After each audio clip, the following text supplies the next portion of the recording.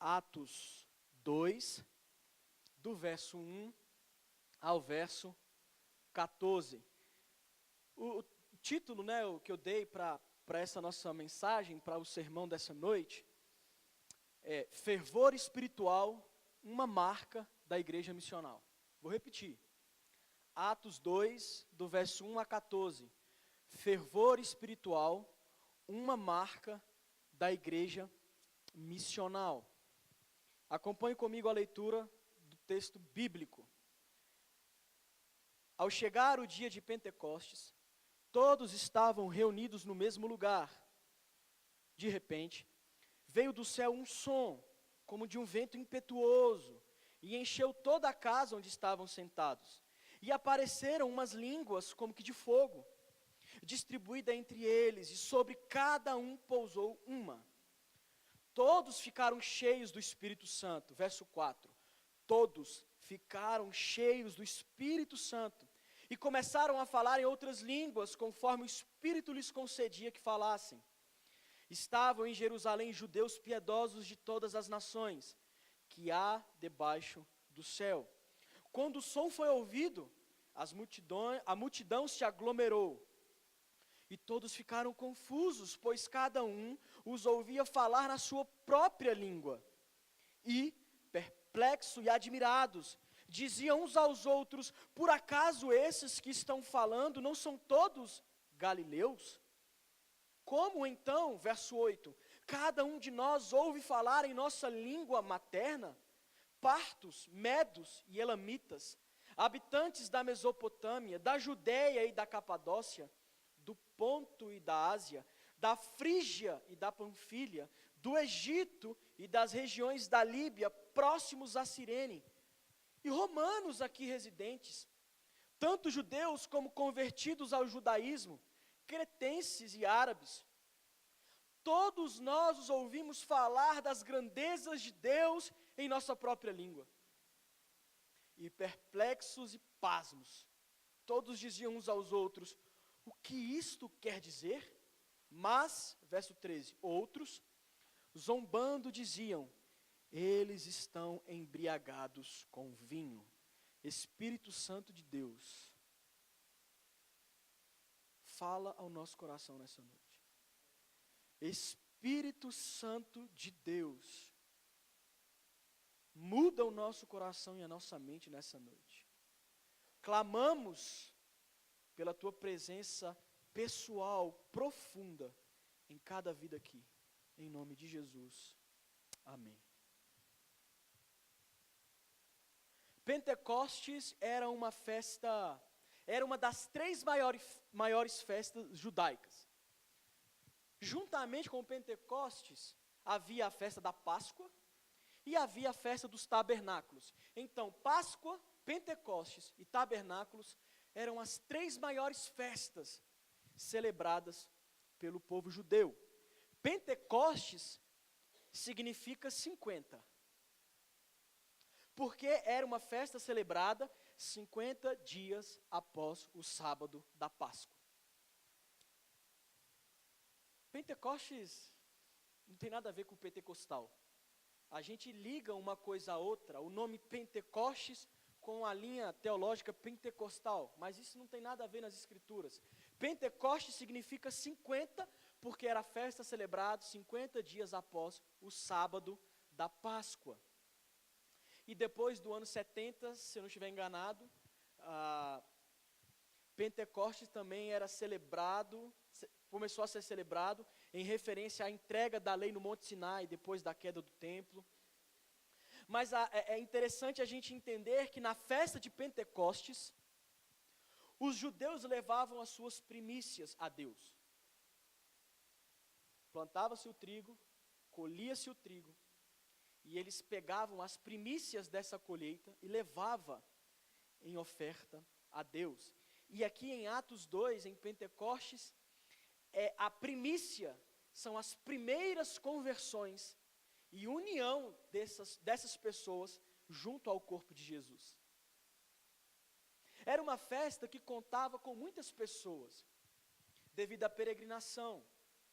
Havia os judeus que moravam em Jerusalém, Mas haviam judeus que não moravam em Jerusalém, mas eram piedosos, e eles peregrinavam das suas regiões, das suas cidades, até Jerusalém. Por quê? Porque quando teve os exílios, muitos dos judeus que foram exilados, eles não voltaram para Jerusalém, mas eles ficaram na terra onde eles foram exilados, e ali constituíram família, ali eles aprenderam a língua materna daquele povo. Então havia judeu que habitava em Jerusalém, mas havia judeus piedosos, mas que não estavam mais habitando em Jerusalém, mas que por serem piedosos, observavam o calendário litúrgico e o calendário das festas, e por isso eles iam até Jerusalém. No frigir dos ovos, Pentecostes era um festão. Tinha muita gente, tinha muita comida, muita alegria, muita celebração. E dando essa introdução mais histórica, eu quero entrar no texto. Os versos 1 e 2 de Atos 2 diz, olha, ao chegar o dia de Pentecostes, estava todo mundo reunido no mesmo lugar, e de repente veio do céu um som como de um vento, e encheu a casa aonde essas pessoas estavam reunidas. Ou seja, o texto nos versos 1 e 2 mostra para mim e para você que o acontecimento de Pentecostes foi algo repentino. Não estava programado. Foi um acontecimento que pegou todo mundo de surpresa. Eles sabiam que o Espírito Santo desceria, mas eles não saberiam quando. Eles não saberiam que seria na festa de Pentecostes. E por não saberem o dia, eles não esperavam, eles não aguardavam, eles não imaginavam que o Espírito Santo de Deus iria descer naquela festa. Então, quando o Espírito Santo desce naquela festa de Pentecostes, eles são pegos, de surpresa. É da mesma forma que vai ser a parúzia. Lembra que eu falei? Parúzia significa a segunda, vinda de Jesus. Vai pegar todo mundo de surpresa. A gente sabe que ele vai voltar. A gente só não sabe quando. Mas quando isso acontecer, seremos pegos de surpresa. Se a gente vê aqui, E é interessante porque no versículo 2, o versículo 2 começa com a expressão de repente. Para mostrar que a descida do Espírito Santo não foi algo programado pelos homens, mas foi um evento que aconteceu no Kairos. Kairos significa tempo de Deus. No tempo estabelecido pelo nosso Senhor. E Lucas faz questão de relatar que quando o Espírito Santo desce, os discípulos estavam como? Unidos, reunidos em oração, sendo obedientes à ordem de Jesus, antes de subir ao céu. Vocês vão ficar aqui unidos aí orando, eu vou subir, quando eu subir, o Espírito Santo vai descer sobre vocês. E Lucas faz questão de relatar, dizendo, olha, quando o Espírito Santo desceu, eles estavam orando, eles estavam juntos. Por que isso é importante? O fato do Espírito Santo ter descido sobre nós de forma repentina, deve ensinar a mim e a você que o Espírito Santo de Deus se move na igreja no tempo de Deus, e não no tempo do homem.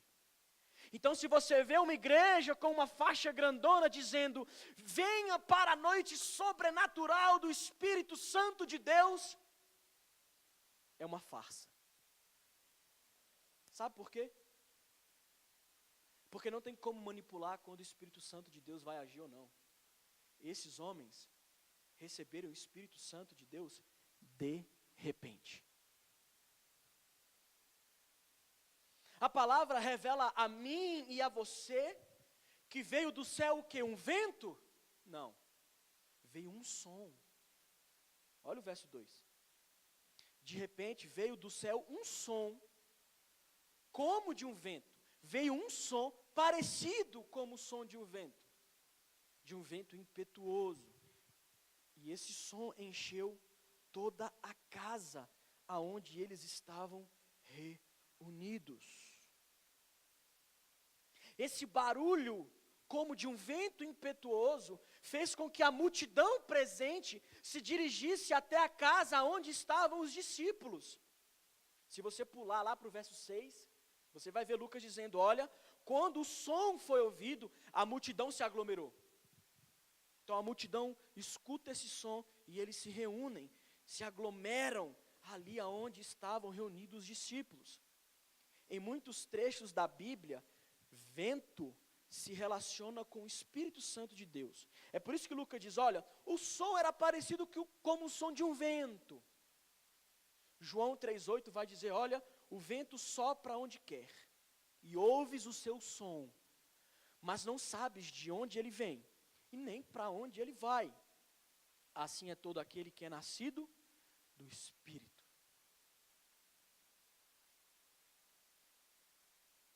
Ezequiel capítulo 37, verso 1 a 4 e verso 9, olha o que a palavra de Deus nos diz.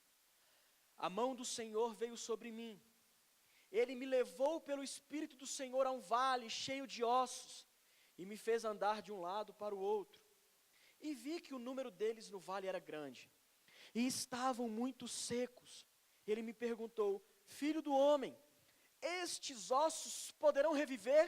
Respondi, Senhor Deus, tu sabes. Então, ele me disse, profetiza sobre estes ossos e dize-lhes, ossos secos, ouvi a palavra do Senhor. Então, ele me disse, profetiza ao Espírito, ó filho do homem, profetiza e dize ao Espírito, assim diz o Senhor Deus, ó Espírito, vem dos 4 ventos e assopra sobre estes mortos, para que vivam. Então, o vento, ele tem uma ligação com essa perspectiva do Espírito Santo. Mas aqui em Pentecostes, o barulho, o som que veio, era como um som de um vento. Após a casa ser cheia do Espírito, cheio da presença do Espírito Santo de Deus, o texto bíblico vai nos dizer que línguas como de fogo foram distribuídas e pousaram sobre os presentes, sobre os apóstolos. Verso 3, e apareceram umas línguas como de fogo, distribuída entre eles, e sobre cada um pousou uma. E o texto vai dizer que nesse momento, eles ficaram cheios do Espírito Santo de Deus. Algo importante precisa ser pensado aqui nesse momento. O Espírito Santo desceu sobre os apóstolos uma única vez. E de uma vez por todas. Ele veio e habitou nos apóstolos, nos eleitos do Senhor. E Ele habita em mim e em você quando nós somos regenerados, quando nós aceitamos ao Senhor como nosso Salvador, quando nascemos de novo em Jesus. Não existe essa perspectiva bíblica de que estavam reunidos e o Espírito Santo desceu e eles foram batizados pelo Espírito Santo e daqui 10 dias eles se reuniram de novo e foram batizados de novo. Não existe essa perspectiva na Bíblia. Existe a perspectiva de um único batismo pelo Espírito Santo, que é quando a gente confessa com os nossos lábios que Ele é o Senhor da nossa existência. E daqui para frente, de Atos 2 para frente, o batismo com o Espírito Santo é mencionado, mas ele é mencionado para aquele que nunca o foi batizado. Para aquele que é incrédulo e aceita a Cristo como seu Salvador. Ou seja, somos batizados no Espírito Santo de Deus, somos. Quando?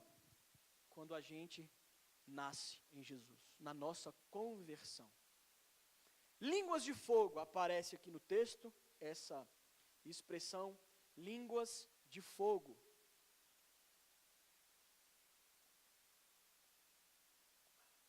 O fogo na Bíblia representa a pessoa de Deus.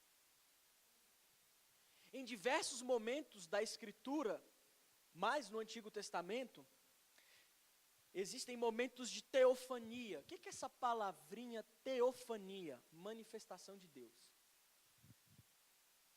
Toda vez que Deus se manifestava, era um evento de teofania, de manifestação sobrenatural de Deus. Por exemplo, Deus aparece para Moisés como um fogo em uma sarça que ardia e não se consumia. Deus guiava o seu povo no deserto à noite por meio de uma coluna de fogo. No Monte Sinai, na entrega da lei para Moisés, Deus desce como fogo e o monte fica fumegando. Deus envia fogo para consumir a oferta de Elias. E eu poderia citar vários outros exemplos da presença de Deus em meio ao seu povo e ele se manifestando por meio do fogo. Então, quando aqueles que estavam presentes contemplam aquelas línguas de fogo, imediatamente a mente dessas pessoas é remetida a esses eventos do Antigo Testamento. Opa! Deus está no meio de nós. Contudo, essas línguas de fogo que eles viram, e eles viram línguas de fogo mesmo, remete à profecia de João Batista em Lucas 3,16, que diz: João disse a todos: eu vos batizo com água, mas vem aquele que é mais poderoso do que eu, de quem não sou digno de desatar a correia da sandália. Ele vos batizará com o Espírito Santo e com fogo. O barulho de um vento, a presença do Espírito estava presente, mas o fogo estava presente. A profecia de João Batista se cumpre em Atos 2, quando o som enche a casa, a presença do Espírito enche a casa, e vem o batismo com fogo também. Lucas revela que Jerusalém estava cheia de pessoas, estima-se que tinha mais ou menos 120 pessoas nesse momento, de várias partes do mundo antigo. Verso 5, estava em Jerusalém judeus piedosos de todas as nações que há debaixo do céu.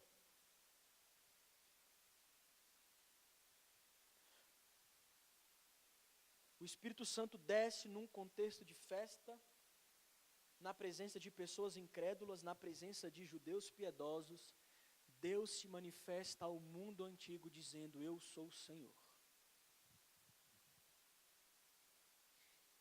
Venhamos e convenhamos, todas as vezes que profetas têm visões de Deus, é algo miraculoso. Isaías e tantos outros, quando contemplam o Senhor, ficam perplexos. Estevão, antes de ser morto, antes de ser apedrejado, ele diz: eis que vejo o trono de Deus, eis que vejo o Senhor sentado ao lado direito de Deus, eis que vejo anjos, uma visão miraculosa e espetacular.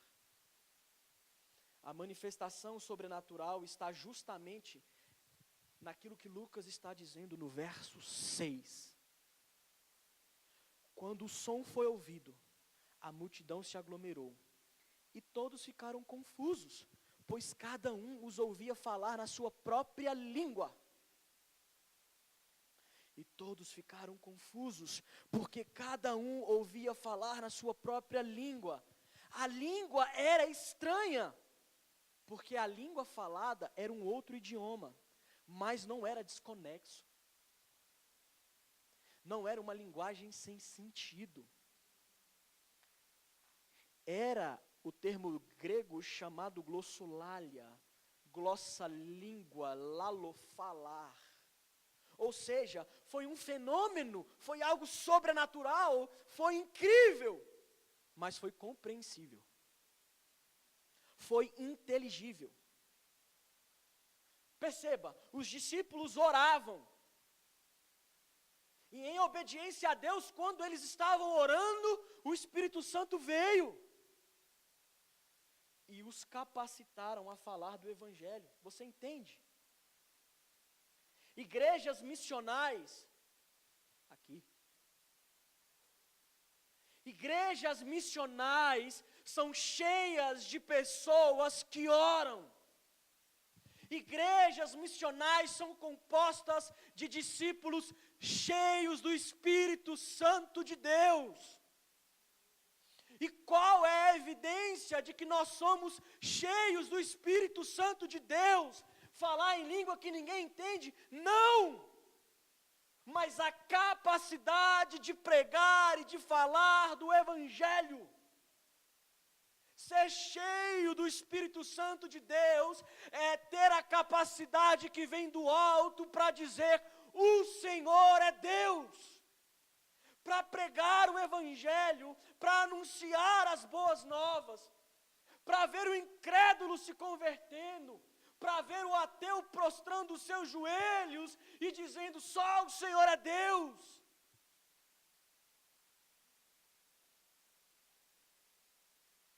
No livro de Números, capítulo 11, verso 25, olha o que a palavra de Deus nos diz. E o Senhor desceu na nuvem e lhe falou. E, tirando do espírito que estava nele em Deus, colocou-o nos 70 anciãos. E aconteceu que, quando o Espírito, de Deus veio sobre eles, profetizaram, mas depois nunca mais o fizeram. Você percebe? O que a palavra de Deus em Números 11, 25 está nos dizendo? Deus desce numa nuvem, tira o seu Espírito, pega o Espírito Santo, coloca naqueles 70 anciões, e eles profetizam, e eles pregam, e eles proclamam o Evangelho. Mas o texto está dizendo que quando Deus retira o Espírito de Deus, o Espírito Santo desses 70, eles nunca mais profetizaram. Porque o Espírito Santo, ele capacita a mim e a você a pregar, a falar, a evangelizar, a proclamar as verdades do Evangelho. As pessoas ficaram perplexas, verso 7, admiradas, com esse acontecimento. E o fato delas terem ficado perplexas a esse acontecimento, mostra que esse evento em Pentecostes, mostra que esse evento, que essa manifestação não era comum, não era algo natural, mas algo totalmente novo aos olhos de Deus. Era algo novo para aquelas nações ali presentes. E qual é a reação do povo? Verso 7. Por acaso esses homens que estão falando, eles não são galileus? Verso 8. Se eles são galileus, então como que eu estou ouvindo ele falar na minha língua materna? Porque a língua popular dos galileus era o aramaico. Mas os discípulos não estavam falando em aramaico. Eles estavam falando em línguas estranhas. Mas não é essa língua estranha que a gente vê por aí hoje. Era idiomas estrangeiros.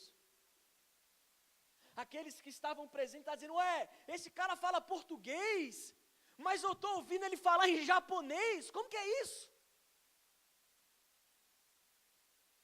Esse cara, ele fala inglês, mas ele está falando em mandarim. Como que funciona isso?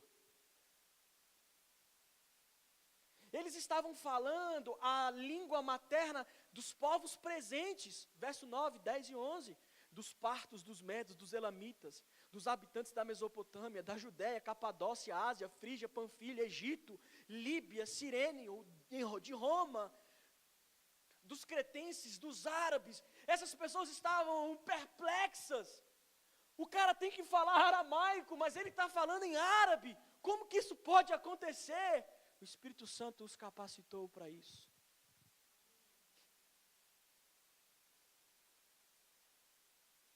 Queridos, o espetacular não estava nos povos gentios ouvirem a sua língua materna. O assombroso era o galileu que fala aramaico, está falando uma outra língua, pela capacidade que o Espírito Santo dava. Eles estavam falando em idiomas estrangeiros. Mas a grande pergunta é: o que eles estavam falando?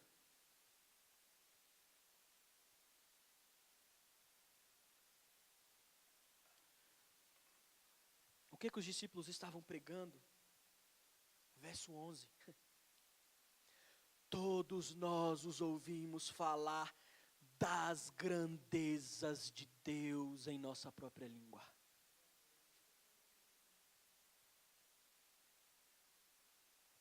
Os discípulos não foram capacitados pelo Espírito para falar sobre eles, para falar sobre coisas pessoais deles, ou para dizer, eis que te digo, Deus vai te dar uma casa. Não!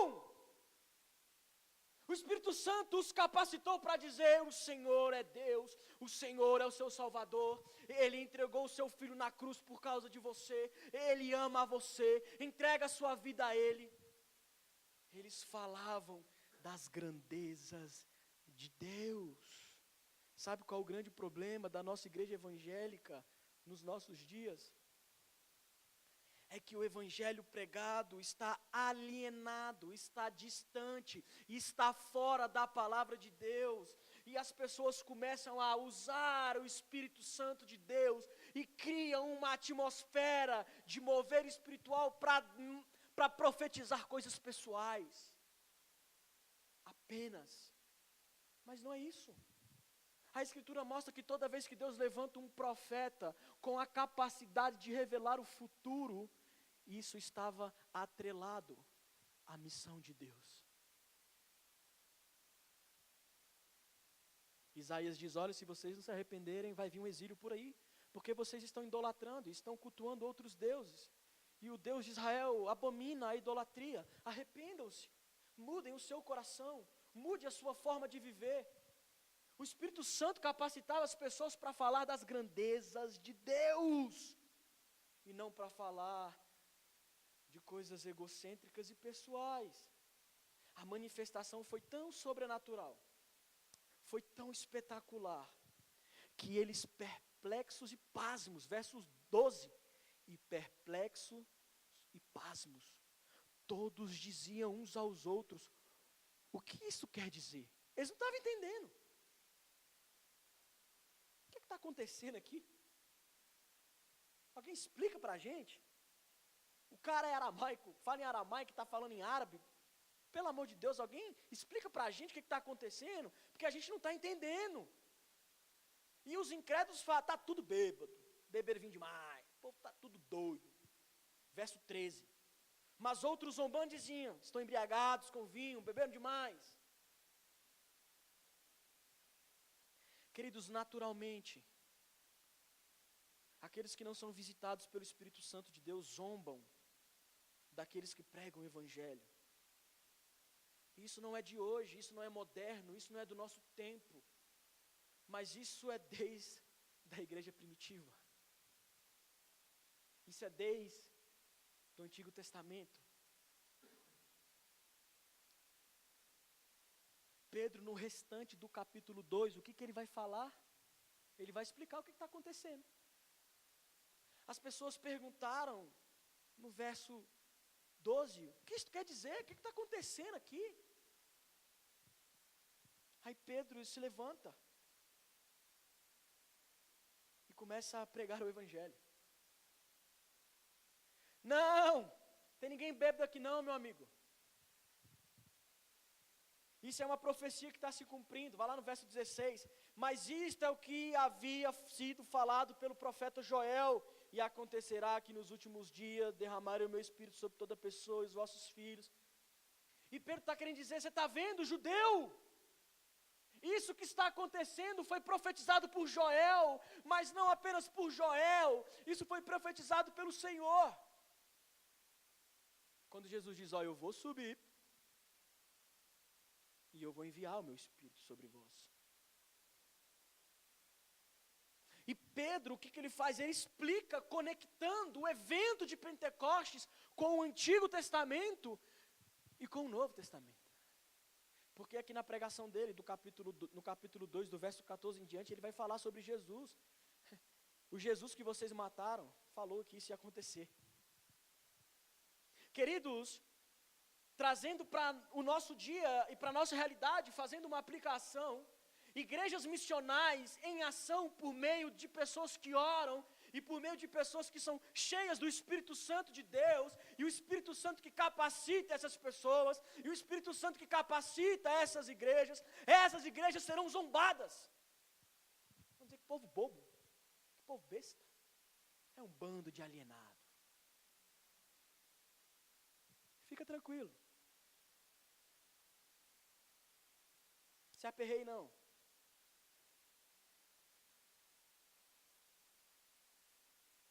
O que nós temos que fazer? Espírito Santo de Deus, sopra o teu sopro sobre esses ossos, para que eles voltem a viver.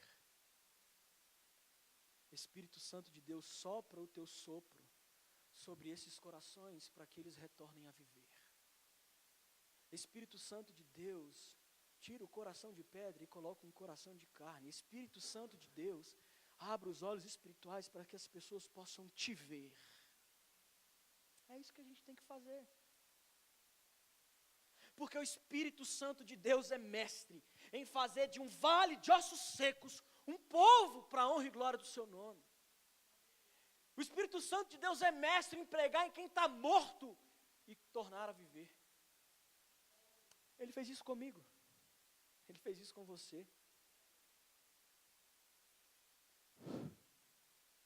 E Deus colocou o fôlego de vida em nós.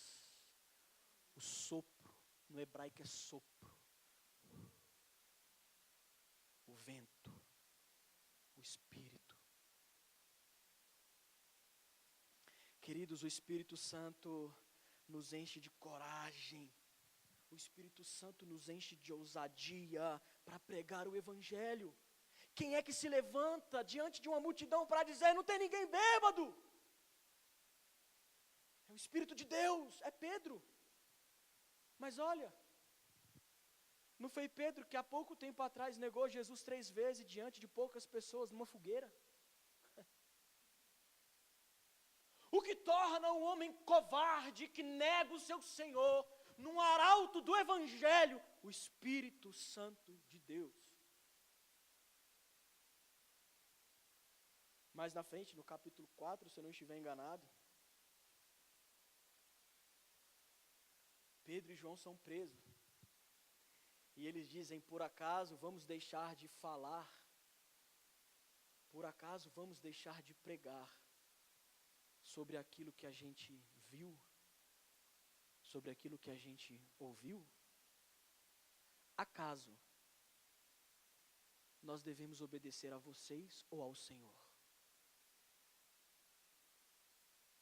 Aquele que negou a Cristo, cheio do Espírito Santo de Deus, é o que prega o Evangelho diante de uma multidão.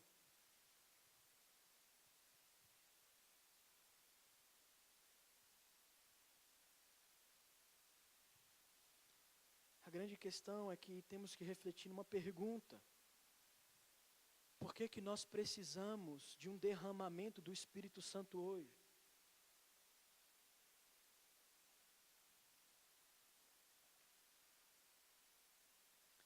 Um derramamento não como o de Pentecostes, claro, porque ele foi e será único. Não haverá outro como houve o de Pentecostes. Mas igrejas missionais buscam ser cheias do Espírito Santo de Deus, fervorosos no Espírito Santo de Deus.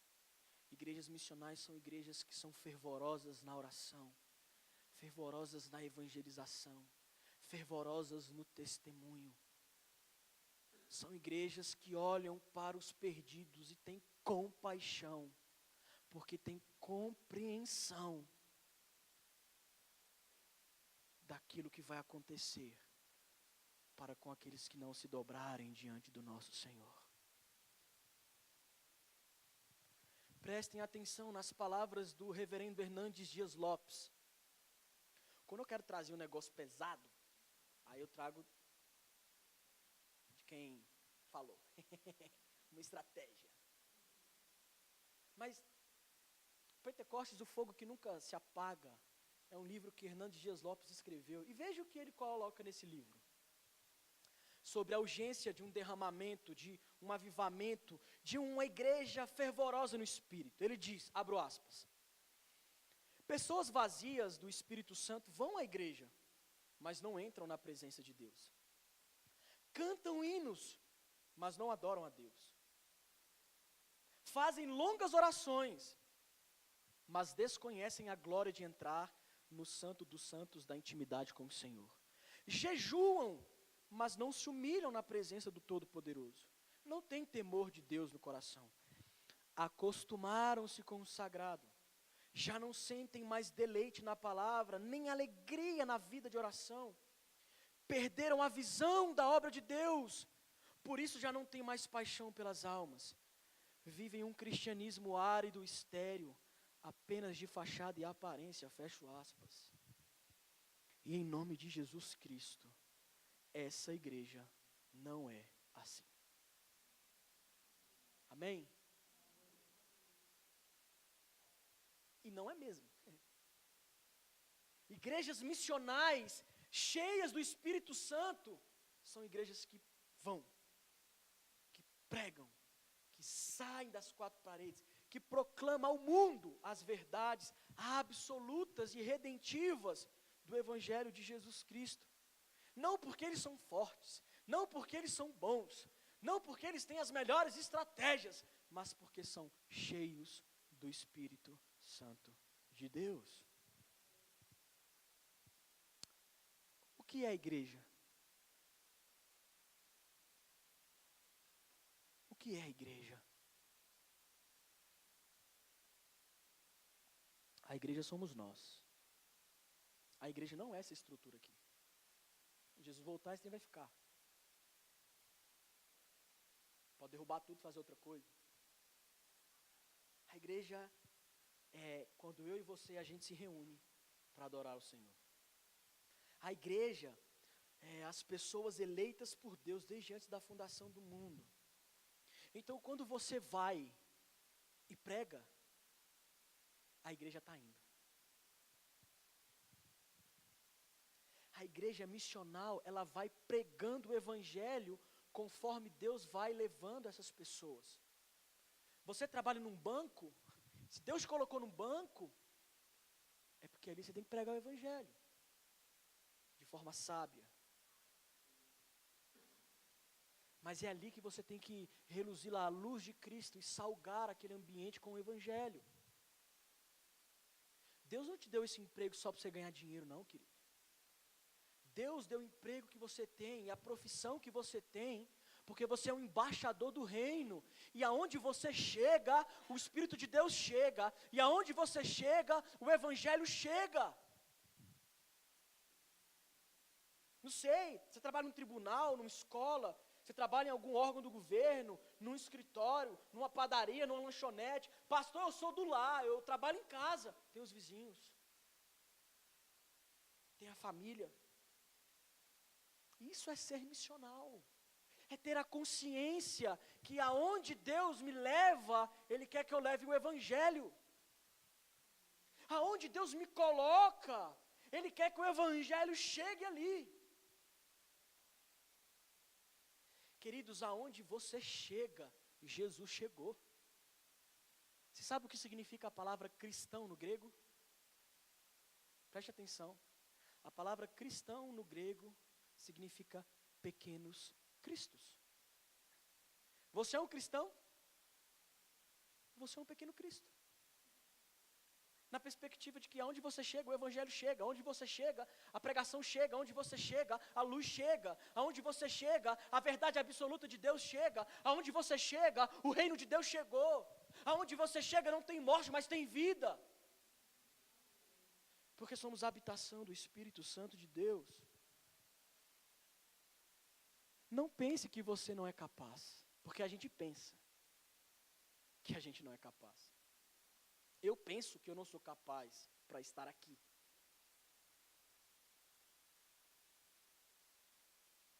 Jeremias se achava incapaz. Isaías se achava incapaz. Moisés, Senhor, arranja outra aí, eu sou meio gago, meio leso e tal, não dá não. Não, é você mesmo que eu quero, filho, vem cá. Para te ajudar, chamarão também. todo vocacionado, todo cristão é um missional chamado por Deus para ir. Mas acabamos de ver que os discípulos de Jesus, e isso envolve a mim e a você, porque somos discípulos, e esses discípulos, quando cheios do Espírito Santo de Deus, eles são capacitados. A capacidade não vem naturalmente de você, a capacidade vem do alto. E Paulo fala, Deus chama as coisas loucas mesmo. Deus chama aqueles que nada são para o mundo. Deus chama, é o pescador. É isso. Nós somos chamados e nós somos capacitados por um Deus que é poderoso para a gente ir. Sabe por quê? Existe uma missão na nossa vida.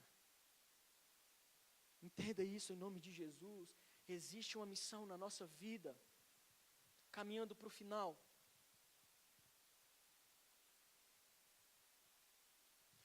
Como seremos conhecidos como igreja?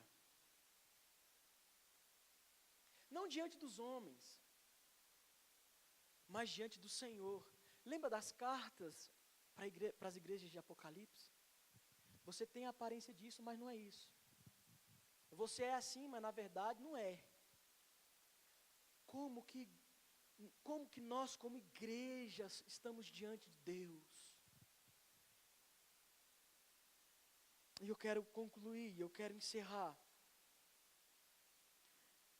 Nós vimos na semana passada que uma igreja missionária ela tem como base o quê? A oração, não é?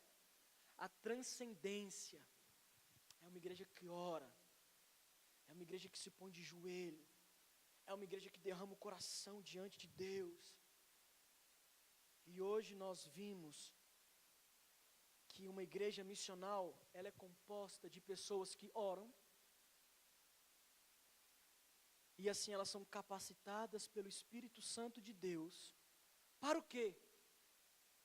Para falar das grandezas do nosso Senhor. Existe uma missão na minha vida. Existe uma missão na sua vida.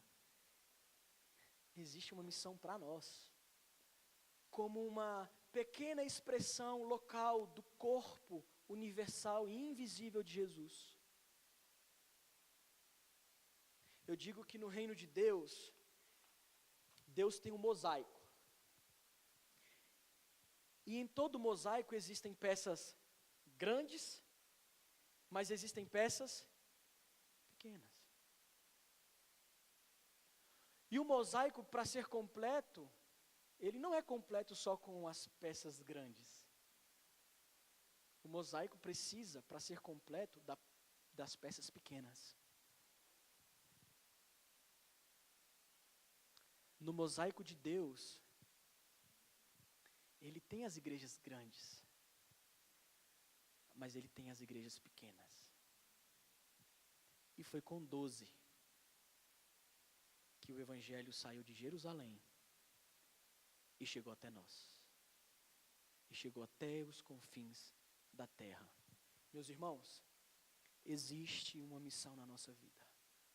E vamos viver essa missão em nome de Jesus. Amém? Fica de pé, vamos orar.